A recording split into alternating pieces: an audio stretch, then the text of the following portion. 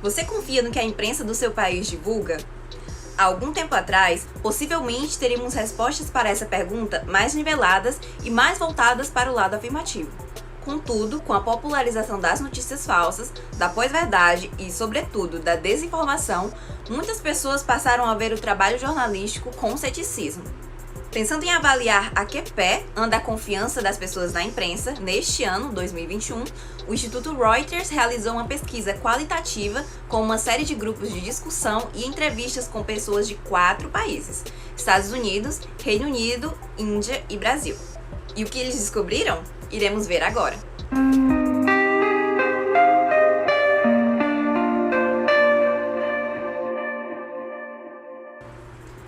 Antes de começarmos a falar sobre os resultados propriamente ditos, uma breve introdução à metodologia da pesquisa é algo que não devemos deixar passar. Todo o trabalho foi construído a partir de uma amostra de apenas 132 pessoas dos 4 países citados anteriormente. Essa amostra, apesar de não estimar a incidência quantitativa das características observadas, permite compreender as razões e entendimentos que as pessoas utilizam para julgar o quão confiável é a imprensa de seu país. Isso se faz possível através das conversas abertas, que é a técnica utilizada pela equipe de pesquisadores ao interagir com os entrevistados. Abre aspas, embora não sejamos capazes de fazer generalizações estatísticas sobre como todas as pessoas em um determinado país pensam sobre as notícias usando essas abordagens, somos mais capazes de entender o contexto em torno de como as pessoas formam suas opiniões e por quê. Fecha aspas, dizem eles. Apesar das diferenças consideráveis na imprensa de cada país, as discussões e entrevistas dos grupos revelaram pontos em comum entre as pessoas em relação a como elas pensavam e expressavam as suas preocupações sobre a confiança na mídia noticiosa. A seguir, listamos 6 descobertas feitas pelo Instituto Reuters. A primeira, a familiaridade com as marcas e suas reputações offline muitas vezes moldou a forma como as pessoas pensavam sobre o conteúdo das notícias online também. Segundo ponto, os processos editoriais e as práticas do jornalismo raramente eram centrais para a maneira como as pessoas pensavam sobre a confiança. Terceiro ponto, o trabalho de jornalistas individuais, em contraste com apresentadores de televisão, era muito menos visível e muitas das personalidades da mídia que se destacavam eram frequentemente figuras polarizadoras. As percepções de preconceito e agendas ocultas na descoberta de notícias eram predominantes, mas o que as pessoas queriam dizer frequentemente refletia diferenças em suas próprias identidades políticas ou sociais. Poucos citaram a pandemia de Covid-19 como um fator que alterou a forma delas de avaliar a confiabilidade de notícias e fontes. A maioria tinha pouca confiança nas informações que via nas plataformas de mídias sociais, mas o julgamento dos veículos de notícias individuais muitas vezes dependia do nível de identificação com que as pessoas já se sentiam em relação às marcas que encontravam nas plataformas. Em resumo, as pessoas atrelam a sua confiança à familiaridade prévia com certa emissora ou jornalista. Costumam não entender e não se interessar sobre questões técnicas do jornalismo, os processos de apuração, por exemplo. Ao mesmo tempo, elas se veem qualificadas para criticar o trabalho jornalístico. Por fim, as plataformas e suas características intrínsecas, que envolvem também os assuntos tratados ali, são cruciais para a forma como as pessoas recebem e processam as notícias. Trazendo esses resultados para o nosso contexto, podemos observar na prática todos eles em nossa realidade local. A começar pelo senso de familiaridade.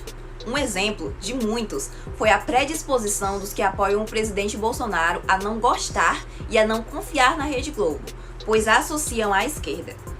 O mesmo acontece com certos jornalistas e jornais. Isso também ocorre na oposição.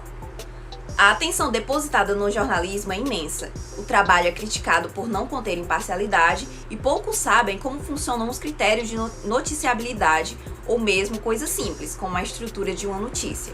Em um artigo australiano intitulado, numa tradução livre, O uso das elites políticas no discurso de notícias falsas através das plataformas de comunicação, uma equipe de 5 pesquisadores mapeou dados de políticos australianos.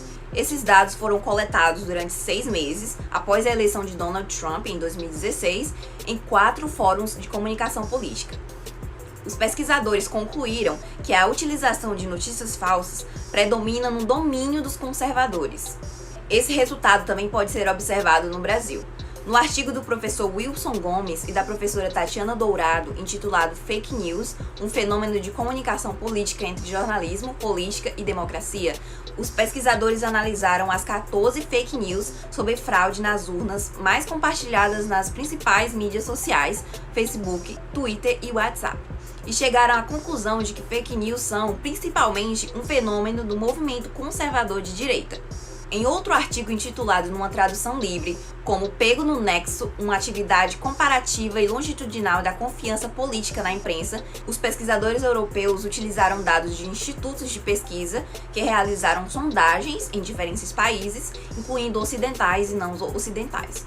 Os achados indicam que a ampla queda observada na confiança da mídia não é uma tendência universal, mas sim localizada nos países ocidentais, especialmente naqueles mais polarizados, como os Estados Unidos.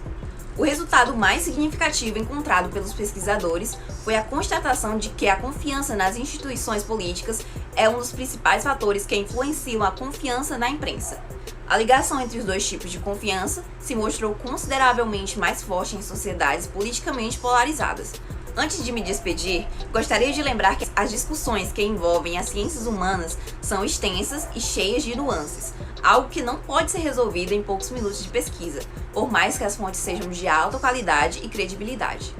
O mais importante é não cessar a busca por conhecimento atualizado e cientificamente estruturado. E se você gostou desse vídeo, continue apoiando a divulgação científica da comunicação. Curta, comente e compartilhe. Valeu e até mais!